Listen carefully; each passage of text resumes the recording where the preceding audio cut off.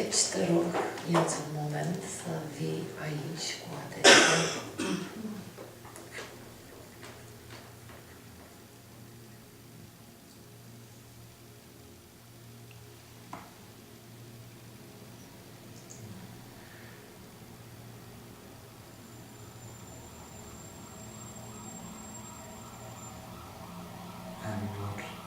Supports me a lot is to notice the ground that is holding the body from below. Și ceea ce mă sprijină pe mine este să observ pământul, podeaua care mă sprijină de dedesubt. Or to notice the support that you get from the back, from the wall or from the chair. De asemenea, poți să remarci suportul pe care îl ai de la podea sau de la scaun sau de la perete, dacă în funcție de cum stai.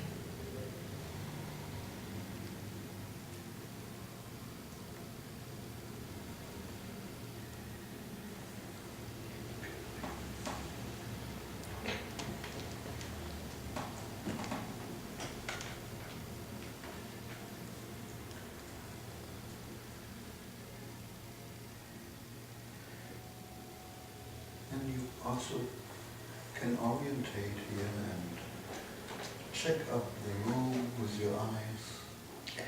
Și de asemenea, te poți orienta un pic aici.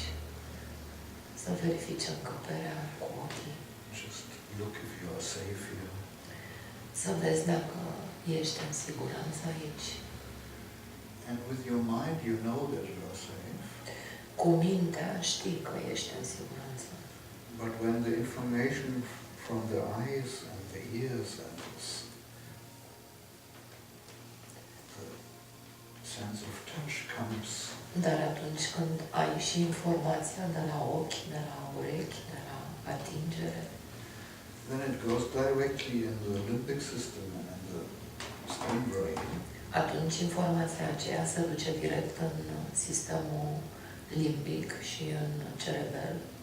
And when there's noticed that there is no danger, și când acolo se constată că nu există niciun pericol, then you can relax. Atunci te poți relaxa. And if you are in a relaxed state, și dacă ești într-o stare relaxată, then it's easier to have the connection to who you are. Atunci este mai ușor să ai conexiunea cu cine ești. The conscious connection. Conexiunea conștientă. Because who you are always, and you are always connected. Pentru că cine ești, tu ești întotdeauna și ești întotdeauna conectat, bineînțeles.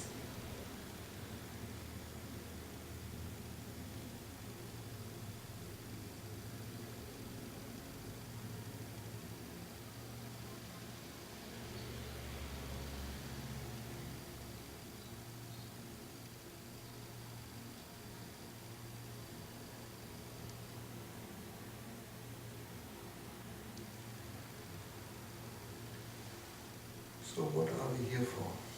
Deci, pentru ce suntem aici? To remember who we really are. Să ne amintim cine suntem cu adevărat.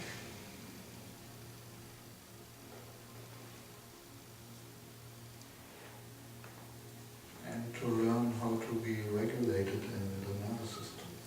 Și să învățăm cum să fim echilibrați la nivelul sistemului nervos.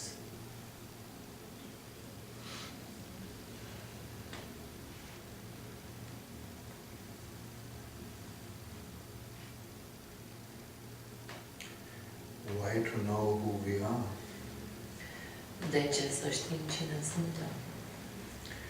Because when our attention comes to who we really are, pentru că atunci când atenția noastră este asupra cine suntem cu adevărat, you can rest there. Ne putem odihni acolo.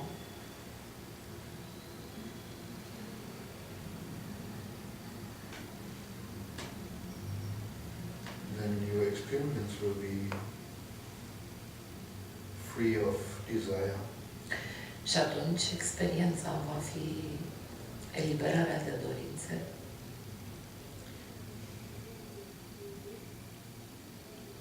Then you know peace. Și atunci cunoști pacea.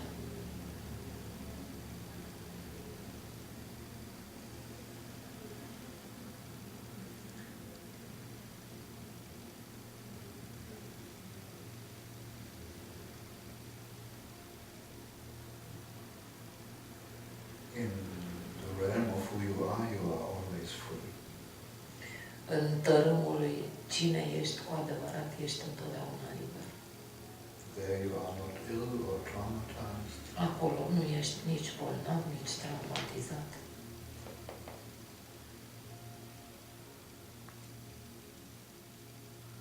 What is traumatized maybe is this body. Ce este traumatizat, poate, este acest corp. And regulation of the nerve system means to know that here is no danger and the danger from the past is over. Și echilibrarea sistemului nervos înseamnă să știi că aici nu există niciun pericol. Și orice pericol pare să fie, este ceva din trecutul care s-a încheiat. Then the stress level of the nerve system comes down. Și atunci stresul din sistemul nervos se calmează.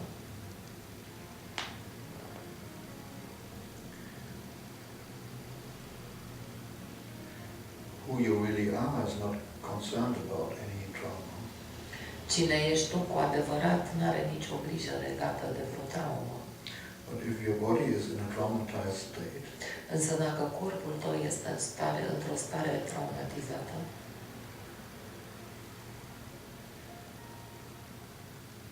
it cannot relax. nu se poate relaxa.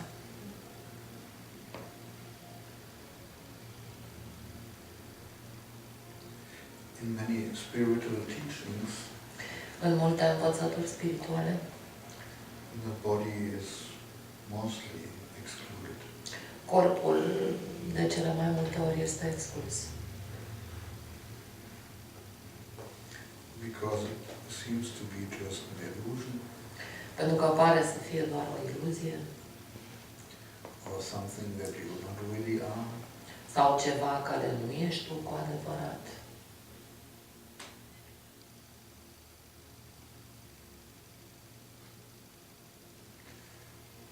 But your body is always your experience. Însă corpul tău este întotdeauna experiența ta.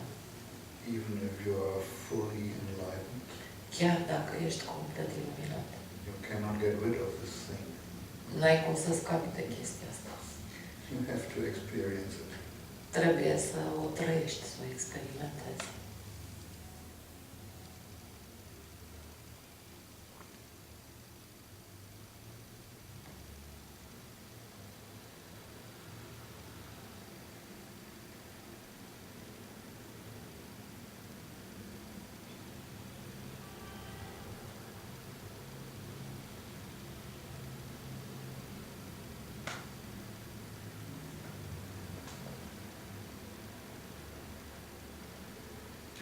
So this will not be any lecture. Deci asta nu va fi nicio prelegere.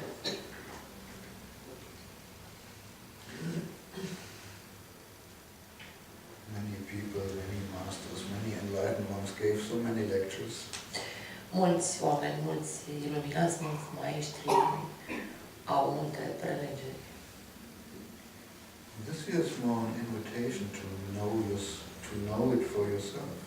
Însă aici este mai degrabă o invitație ca tu să știi asta tu însăți. To explore, Să explorezi to investigate for yourself. și să investighezi singur. So I really invite you to not believe me any word that I'm saying. Și chiar te invit să nu crezi niciun cuvânt din ceea ce spun.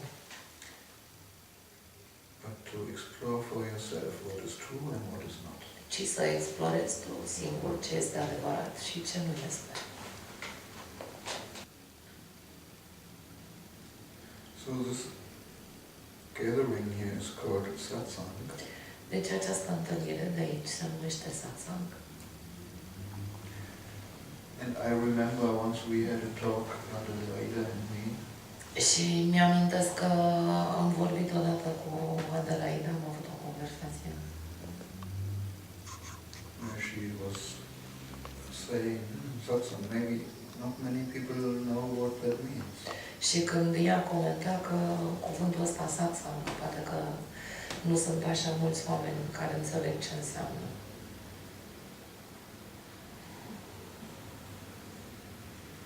Sat means truth. Sat înseamnă adevăr. Sang means coming together.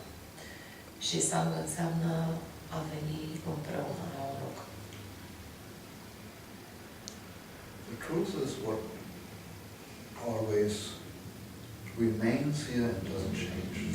Adevărul este ceea ce rămâne întotdeauna aici și nu se schimbă. And of course, this is just a definition. Și bineînțeles, asta e doar o definiție.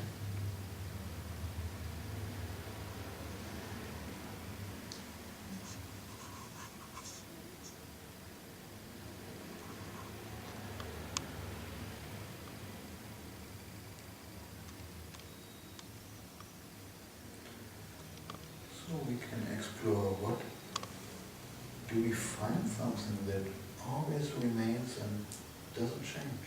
Deci putem explora, putem să găsim ceva care rămâne întotdeauna și nu se schimbă.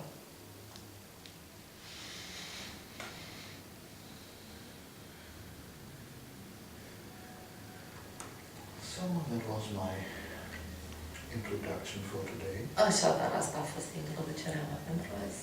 It was quite long. Destul de lungă. But if you came here with any topic or any issue, Dar dacă ai venit aici cu orice subiect, cu orice chestiune, any question, orice întrebare, you are invited to come here and talk to me. ești invitat să vii aici și să vorbești cu mine. And if you feel attracted to come here but you don't want to talk, Și dacă te atrage să vii aici în față, dar nu vrei să vorbești, then you don't have to invent any problem. atunci nu-i nevoie să inventezi nicio problemă. You can come without problem. Poți să vii și fără probleme.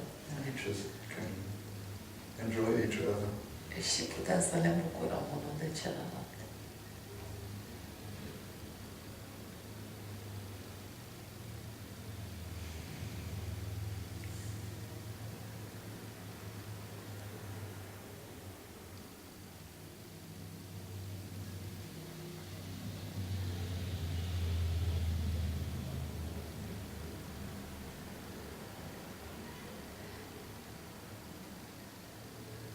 Sometimes we just want to have a nice way of attention. We want a nice Have way. attention. Uneori, pur și simplu, vrem să primim atenție. A nice one. Atenție plăcută. But often we don't dare to ask for that. Însă, de multe ori, nu îndrăznim să o cerem. But actually that's all I can give. Pentru că, de fapt, asta este tot ceea ce pot eu să dau. Attention. Atenție.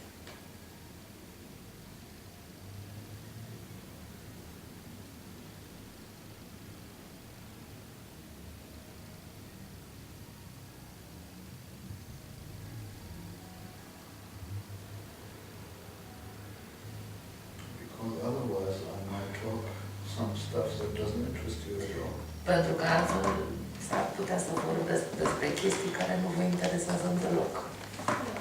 Hello. Hello? Which kind of microphone? Ce microfon merge la? Okay, then I'll make it all for you.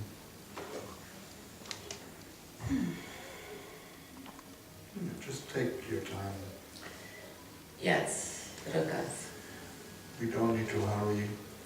Nu e nevoie să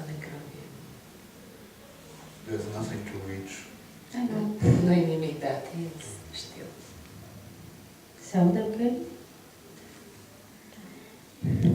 It's too loud. So what I want to share with you, A little bit more away. No, no. Lăsați-mă un pic A mai little bit more departe. distance. like this? Yes. Okay. So what I want to share with you, Deci ce am simțit să împărtășesc cu tine. that lately in the past years, and especially, I don't know, the last few months, Că în ultimii ani recenți și în special în ultimele câteva luni, as I go through the awakening process, as I think some of us or most of us do, pe măsură ce trec prin acest proces, parcurg procesul de trezire, așa cum se întâmplă cu unii dintre noi sau majoritatea dintre noi, I feel it kind of like I'm on a roller coaster. simt ca și cum aș fi într-un roller coaster, într-un I carusel. mean, there are times when I feel that love, happiness, joy, perfection, and everything seems wow. Adică am momente în care simt că iubirea, bucuria, perfecțiunea și așa mai departe sunt wow. And I'm very aware of my thoughts, my emotions, what's beyond them, and things like that. Și apoi foarte conștientă de ce gânduri, emoții și așa mai departe sunt în spatele lor. And then there are times when it feels like all of my past wounds are triggered together. Și apoi sunt momente când parcă toate traumele mele, toate declanșatoarele, toate butoanele din trecut sunt apăsate în simultan. I know exactly what you are speaking about. Știu exact despre ce vorbești. Okay, isn't this supposed to be over at some point? Și mă întreb, bine, dar chiar asta nu se presupune că trebuie să termine la un moment dat. That's just the beginning. Ăsta e doar început. Lately it's like this state of kind of a tiredness. Like, Și în ultima vreme e starea asta, un fel de I don't oboseală. see the point of doing anything. It's like, Nu mai văd nicio rațiune în a face ceva, mă întreb de ce. That's a good point. Asta e o remarcă bună. so I'm like asking how should I handle this? Or I don't know. Și așa că vreau să te întreb cum să mă descurc cu asta, că nu știu.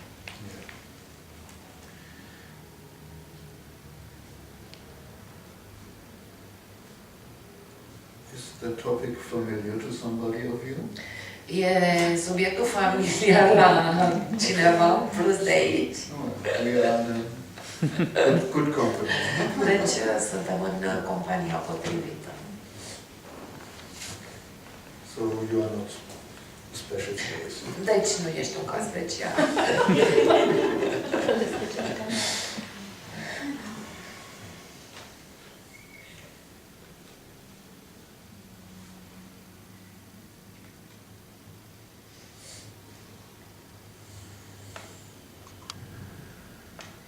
How is it now, Cum este acum, in this moment? în acest moment, Here, aici, sitting, stând, listening, ascultând, breathing. respirând. Okay, I guess a bit nervous, something Bine, dar not very strong. pare ceva nervos așa în zona asta, dar nu foarte puternic. So if you would like, Deci, dacă vrei, just orientate a little bit here. orientează-te un pic aici. Just look around if there's anyone very dangerous. Privește în jur și vezi dacă e vreunul de aici care e periculos. Obviously not. Some of Evident că these nu. people are my dear friends, so Unii dintre oamenii ăștia I sunt know I'm safe and prieteni safe dragi. environment and everything is okay. Știu că sunt în siguranță, că sunt în mediul de siguranță și că totul este bine. Yes, just take a moment and really notice that you are safe. Ia-ți un răgaz ca să observi așezat că ești în siguranță. And you can see some information went deeper into your central nervous system. Și poți să observi că informația asta s-a dus cumva mai adânc în sistemul nervos. And your breathing is getting a little bit deeper. Și respirația ta devine un pic mai profundă, Softer. mai ușoară. And just by really noticing that you are safe. Și doar prin simplu fapt de a observa că ești chiar în siguranță. Because attention that is here Pentru că atenția care e aici has nothing to do with the here and now. nu are nimic de a face cu aici și acum. It's some old information Este informație veche ceva from the past. din trecut.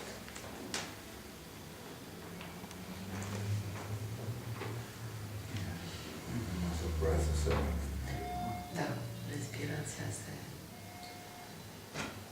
and we didn't change anybody, Și n-am schimbat nimic.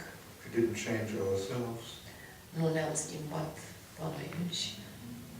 we just observing the very obvious. Doar observăm evidentul. We don't try to reach any state of peace. Nu încercăm să atingem vreo stare de pace, But it starts to happen. dar începe să se întâmple, nu așa?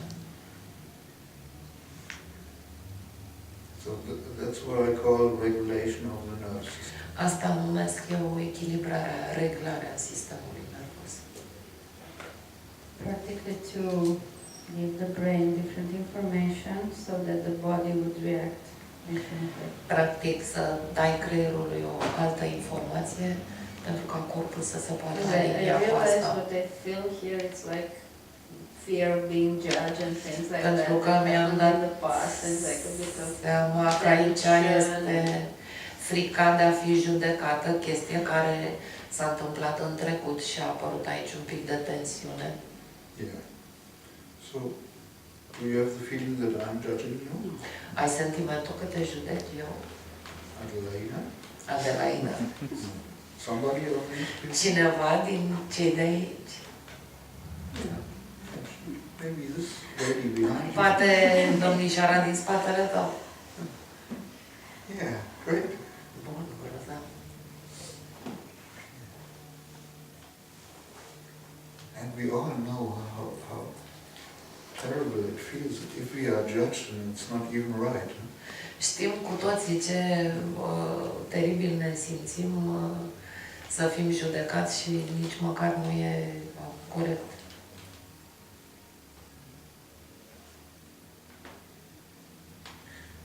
But these things to be judged happened very early. Dar chestia asta cu a fi fost judecată s-a întâmplat cândva foarte timpuriu. Most likely in a time where we haven't been able to speak. Cel mai probabil la vremea în care nici măcar nu puteam vorbi. So it's a very early imprint. Deci sunt niște imprinturi foarte timpurii. And the good news, Și vestea bună, something can relax with it ceva se poate relaxa cu asta and still enjoy it. și te poți bucura în continuare. Right? Așa e. yes. Yeah. So the question, when does it finally stop? Deci, întrebarea ta, când se oprește asta odată? I heard it many times, Am auzit-o de multe ori. and I also asked it myself and So- other people many times. Pus-o și eu, ca și alții, de multe ori.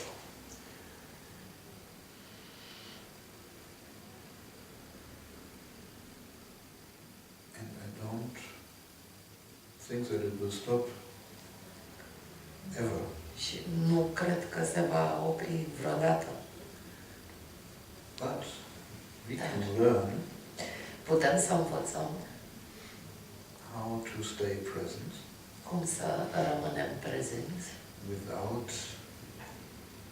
harming our nervous system. fără să ne facem rău propriului sistem nervos, Without re-traumatizing it. fără să-l retraumatizăm. Because that happens in many spiritual teachings. Pentru că asta se întâmplă în cadrul multor învățături spirituale. A permanent re-traumatization. Traumatizare și retraumatizare. So suddenly we know the state of peace, Și dintr-o dată cunoaștem starea asta de pace, silence. liniște. That's it. Și zicem, asta e. And then the teacher says, oh, I'm there always.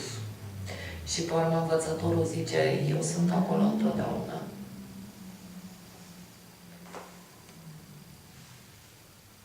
But we don't know that. Dar nu știm asta. We don't see that when they are in the car, Nu vedem asta când sunt în mașină or when they meet their parents, sau când se întâlnesc cu părinților or even their wives or husbands. sau chiar cu soțiile sau soții. And it doesn't matter Dar nu contează how they are. cum sunt. It's all about me, Este vorba, totul este despre here, aici, now. acum. I want healing. Vreau vindecare. And the healing is when we notice that we are safe, Și vindecarea apare atunci când remarcăm că suntem în siguranță. and slowly, slowly, slowly, all the freeze can go out of the body system. Și încetul cu încetul, tot ce e înghețat poate să plece din corp. What do you notice now? Ce observi acum? You are here? Sunt aici, Okay. sunt bine. Just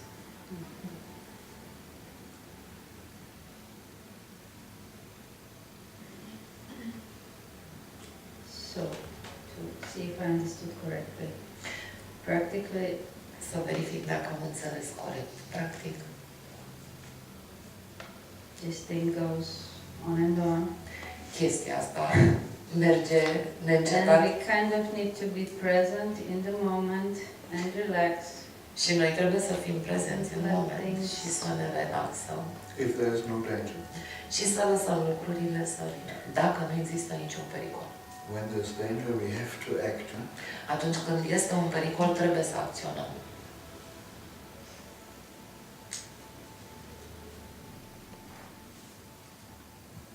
Yeah, I like what you said about the masters, that we don't see them kind of behind the curtain, and we have this idea of perfect beings which are somewhere on a, I don't know, pink cloud, Maestrii feeling only ăștia love and pe care noi vedem în spatele cortinei și ne imaginăm că sunt aceste ființe pline de iubire și este acolo.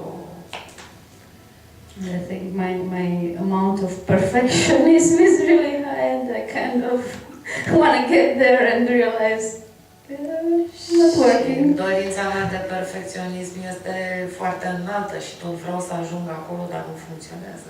Doing my best, I guess. Cred că Doing my best. fac ce știu mai bine ca să... Yes, and this is mostly was a surviving pattern from very early childhood. Da, iar această încercare de perfecțiune a fost o strategie de supraviețuire din copilăria foarte timpurie. To do the best, Să faci to be the best, tot ce poți mai bine, să fii cel mai bun to become better even. și chiar să devii mai bun. And of course we fail, Și bineînțeles că eșuăm. because as you are, it's perfect already. Pentru că e perfect așa cum ești acum. Deja e perfect. And you might hear it with your ears Și poate auzi cu urechile and think, yeah, I know. Și te gândești, da, știu, All the masters are saying that. toți maestrii spun chestia asta. But they just do it because they want my money Da, fac chestia asta numai pentru că vor banii mei or my surrender. sau să capitulez Because they know I like to hear that. sau pentru că știu că mie îmi place să aud asta. But really, check yourself right now. Dar, pe bune, verifică singură, chiar acum. What do you find? What is wrong with you right now? Tu ce găsești? Ce nu e în regulă cu tine chiar acum?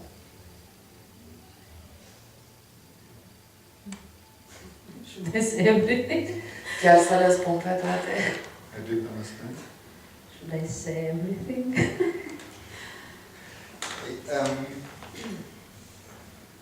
What is wrong? Ce nu e în regulă? Your hands? Mâinile? Your No, I arms? like my hands. Nu îmi plac mâinile. Your arms? Fumul. Your breathing? Respirația. Your thinking? Gândirea.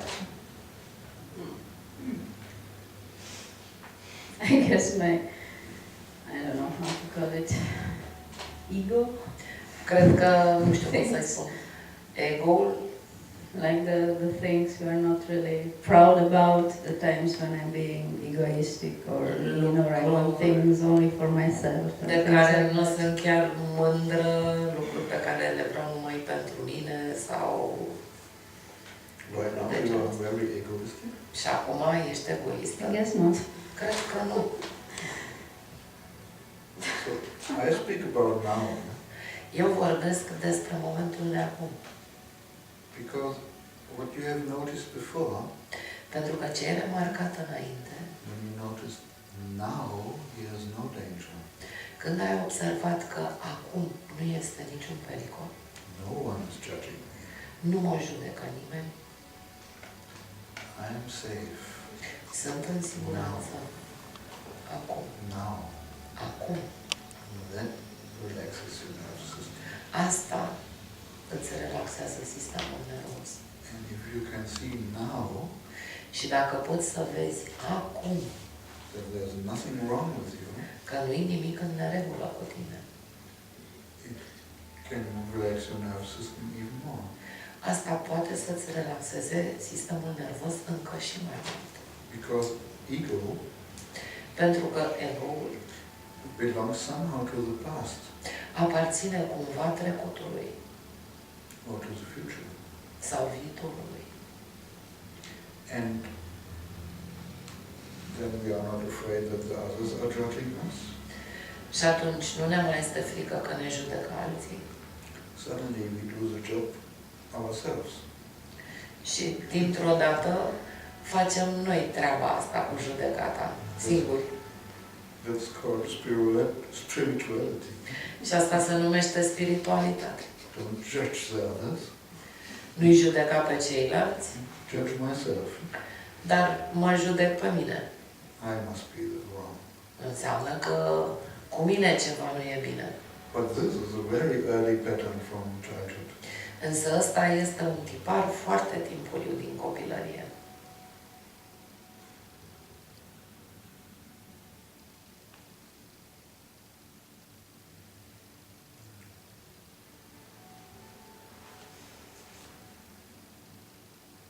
So what is wrong? Deci, ce nu e bine? Nothing. You are sure? Nimic, mulțumesc, ești sigură? Great. Thank you. Da, grozav, mulțumesc și eu.